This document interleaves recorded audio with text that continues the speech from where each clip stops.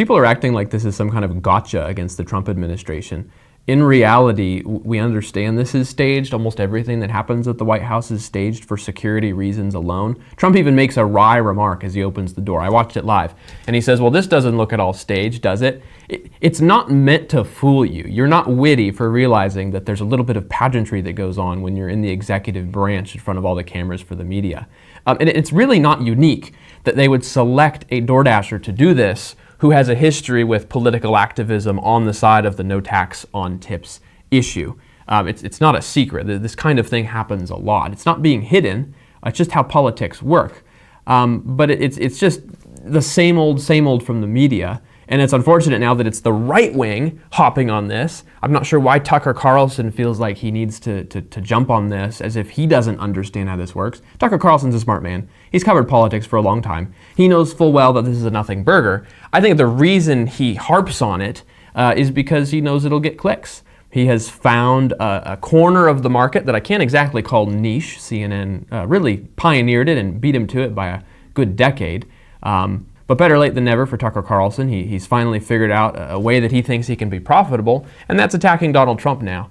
And I understand if someone wants to attack Trump on a substantive issue that they actually disagree on, that's valid. For example, I disagree with Tucker Carlson on the Iran issue, but it's fair game for him to attack Trump on it if that's his conviction.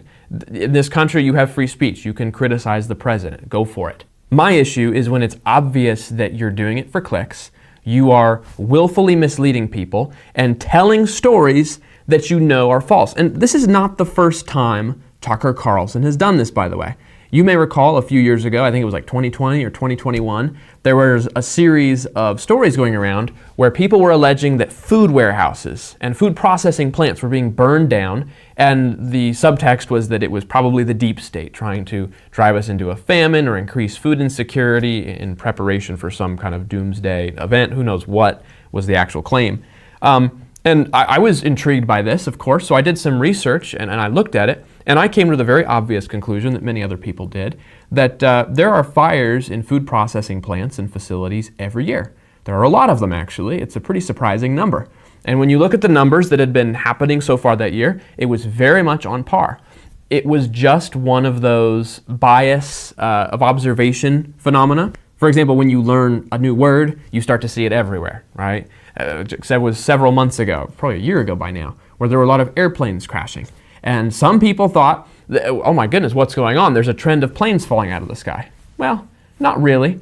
There was one that was bigger than normal, quite tragic and really out of the ordinary. And then one more that kind of grabbed some headlines.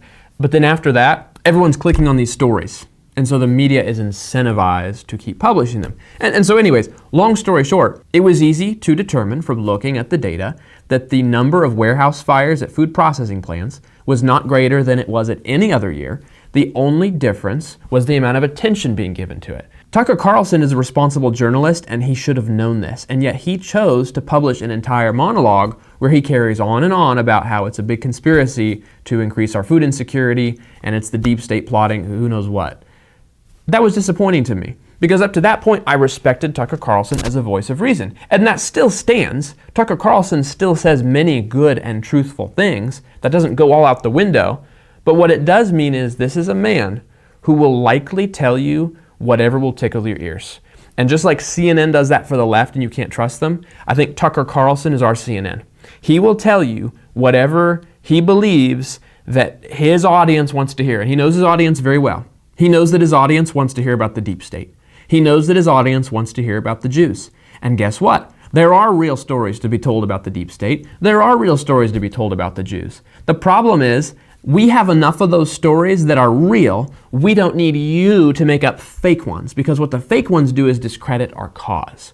And so be cautious when you're looking at sources on the right, that you're picking sources who are honest and who will tell you what is true, even if you don't want to hear it. And by the way, sticking to the truth when it's unpopular does not always mean owning the libs. Sometimes truth is not consistent with a slam dunk, facts don't care about your feelings roast, okay? Sometimes the facts are a little more boring. Sometimes the facts are a little more responsible and cool and level-headed. And so if your sources are always hot-headed, raging, and coming up with a crazy conspiracy theory, you can take a wild guess that they're probably not completely on the level, and you need to take the things they say with a grain of salt.